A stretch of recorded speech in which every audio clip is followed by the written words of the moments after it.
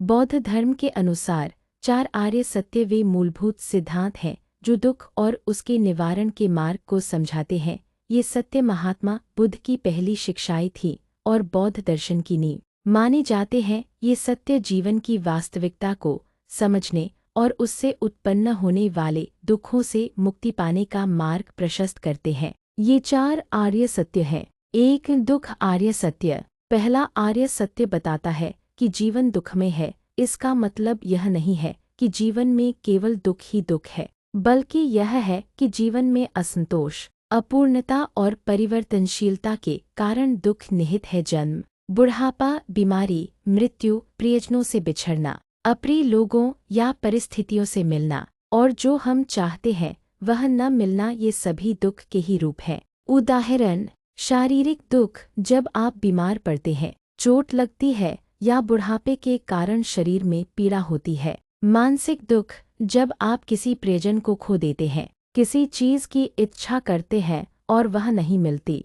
या किसी चीज के चले जाने का डर होता है। असंतोष का दुख, जब आप कोई नई चीज खरीदते हैं और शुरुआत में खुश होते हैं लेकिन कुछ समय बाद उससे ऊब जाते हैं या किसी और बेहतर चीज की इच्छा करने लगते हैं। यह बताता है कि क्षणभंगुर सुख स्थायी नहीं होता। 2 दुख समुदय आर्य सत्य। दूसरा आर्य सत्य यह बताता है कि दुख का कारण है। इस दुख का मुख्य कारण तृष्णा, तान्ह या तीव्र इच्छा, लालसा और आसक्ति है। यह तृष्णा 3 प्रकार की हो सकती है। काम तृष्णा, इंद्रिय सुखों की लालसा जैसे स्वादिष्ट भोजन, सुंदर चीजें देखना, संगीत सुनना, पूर्णविराम।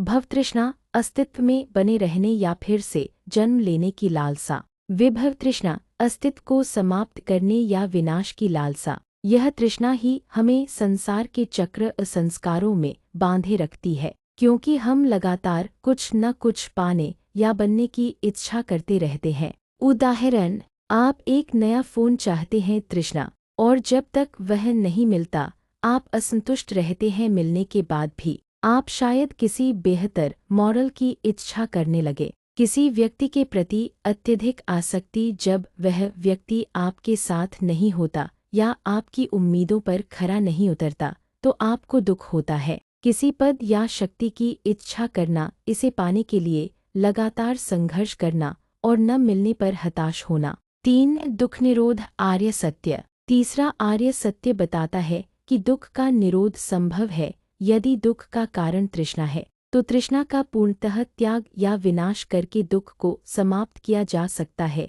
इसे निर्वाण, नवान कहते हैं। निर्वाण वह अवस्था है जहाँ सभी तृष्णाएं शांत हो जाती हैं और व्यक्ति सभी प्रकार के दुखों से मुक्त हो जाता है। यह कोई भौतिक स्थान नहीं बल्कि मन की एक अवस्था है। उदाहरण, आपकी किसी चीज को पाने की तीव्र इच्छा समाप्त हो जाती है। आप उस चीज के न होने पर भी संतुष्ट महसूस करते हैं। आप यह स्वीकार कर लेते हैं कि जीवन अनित्य है और हर चीज बदलती रहती है।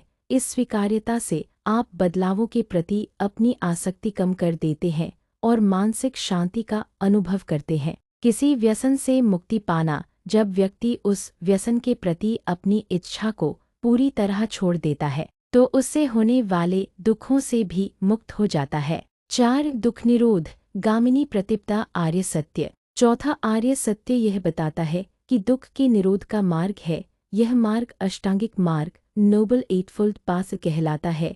यह एक व्यावहारिक मार्ग है जिसमें 8 सिद्धांत शामिल हैं, जो सही समझ, सही विचार, सही वाणी, सही कर्म, सही आजीविका, सही प्रयास, सही स्मृति और सही समाधि, एकाग्रता पर आधारित हैं।